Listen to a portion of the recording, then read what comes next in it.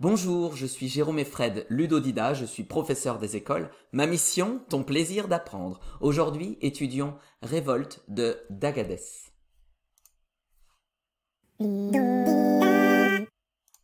Voici les 5 étapes de notre apprentissage. La découverte, la compréhension, l'observation, la mémorisation et la révision.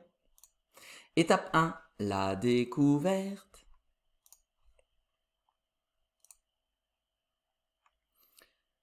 Révolte. Un jour, les arbres aussi en auront plein le tronc.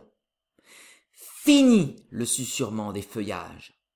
Ils viendront du sud, ils viendront du nord, ils viendront du ciel, dévaleront les montagnes, monteront des profondeurs, gonflés de sève, chargés de graines. En moins de 2, ils goberont les déserts et viendront nous chatouiller l'âme aux portes de nos villes. Ils boiront l'eau de nos rivières et mangeront nos pierres. Nos nuits seront tapissées de fauves et les serpents entreront dans nos baignoires. Le craquement des écorces crèvera nos tympans et tandis que des lianes nous coudront sur nos couches, la mousse mettra pied sur nos poitrines. D'Agadès. Révolte. Un jour, les arbres aussi en auront plein le tronc. Fini le susurrement des feuillages.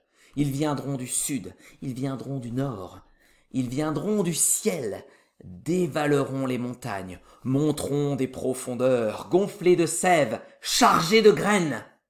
En moins de 2, ils goberont les déserts et viendront nous chatouiller l'âme aux portes de nos villes. Ils boiront l'eau de nos rivières et mangeront nos pierres.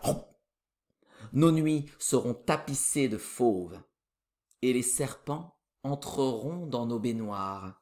Le craquement des écorces crèvera nos tympans, et tandis que des lianes nous coudront sur nos couches, la mousse mettra pied sur nos poitrines. D'Agadès. Je t'invite à appuyer sur pause pour relire la poésie et essayer de la comprendre.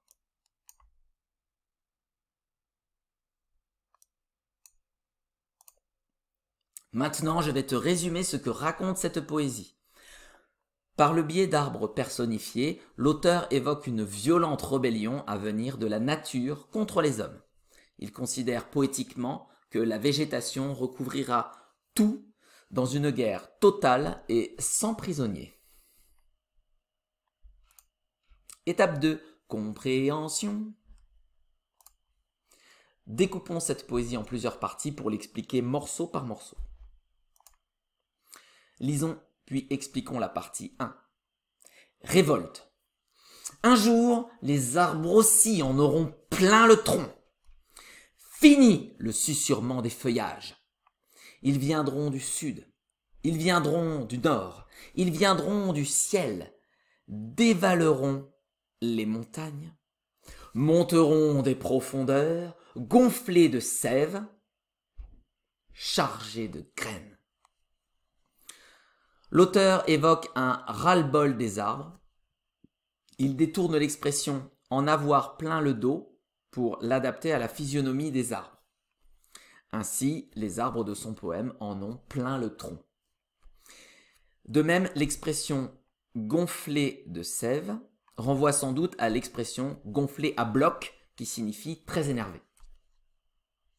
Le terme « chargé » associé aux graines fait presque passer ces dernières pour des munitions de guerre. Enfin, dans cette bataille livrée à l'homme, les arbres viennent de tous les côtés. De devant, de derrière, de dessus, de dessous. Ainsi, on assiste à une impitoyable tenaille, laissant peu de doute quant à l'issue du combat. Lisons puis expliquons la partie 2. En moins de 2, ils goberont les déserts et viendront nous chatouiller l'âme aux portes de nos villes. Ils boiront l'eau de nos rivières et mangeront nos pierres. On assiste ici à un siège total des arbres. Ils semblent presque priver les hommes de toute boisson et de toute nourriture pour les affamer. Lisons puis expliquons la partie 3. Nos nuits seront tapissées de fauves, et les serpents entreront dans nos baignoires. Le craquement des écorces crèvera nos tympans. Et tandis que des lianes nous coudront sur nos couches, la mousse mettra pied sur nos poitrines. D'Agadès. Toute cette nature inarrêtable fait maintenant de nos villes une immense jungle.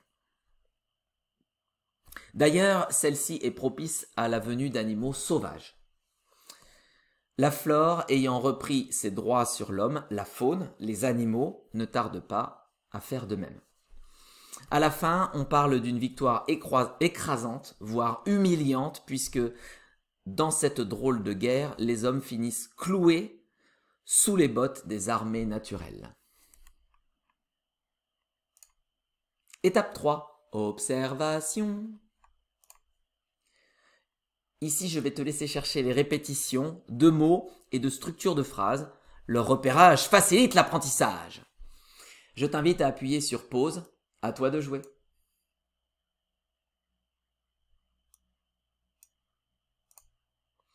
Ici, je vais te laisser chercher les répétitions de sonorités. Il s'agit de courts sons qui sont répétés au moins 3 fois de façon rapprochée. Exemple, ils viendront du ciel, dévaleront les montagnes, monteront des profondeurs gonflées de sève chargées de graines. Pour les trouver, lis le texte lentement en te concentrant sur la musicalité des mots. C'est un exercice difficile. Je t'invite à appuyer sur pause. À toi de jouer.